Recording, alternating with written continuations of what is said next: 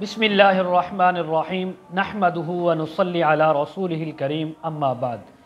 آج کا یہ وظیفہ اور بہترین قرآنی عمل ان ہماری ماؤں بہنوں کے لیے کہ جن کی شادیاں ہو چکی ہیں لیکن ابھی تک اولاد نہیں ہو رہی، ڈاکٹروں کے پاس، حکماء کے پاس، بہت سے لوگوں کے پاس علاج کروا چکے ہیں لیکن اولاد نہیں ہو رہی۔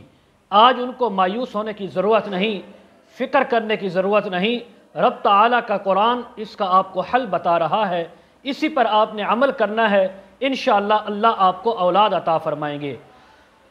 وظیفہ شروع کرنے سے پہلے وہی 3 ہدایات، ایک تو آپ نے باوضو ہو کر کرنا ہے، جسم کا کپڑوں کا پاک رکھنا ہے، اور اس کے علاوہ آپ نے 5 وقت کی نماز کی پابندی کرنی ہے۔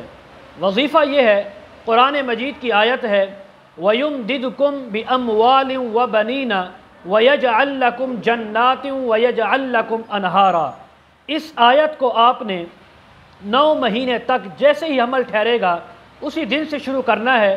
9 مہینے تک روزانہ آپ نے اول آخر درود شریف کے ساتھ 11 مرتبہ آپ نے قرآن کی یہ آیت ہر روز 11 مرتبہ پڑھنی ہے۔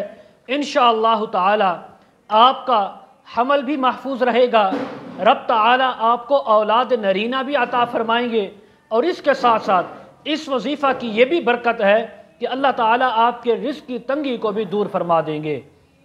آخر میں ایک گزارش، اگر ہماری ویڈیو آپ کو اچھی لگے تو ویڈیو کو آپ نے لائک ضرور کرنا ہے اور ہمارے چینل کو سبسکرائب بھی کرنا ہے۔ وآخر دعوانا ان الحمد للہ رب العالمین۔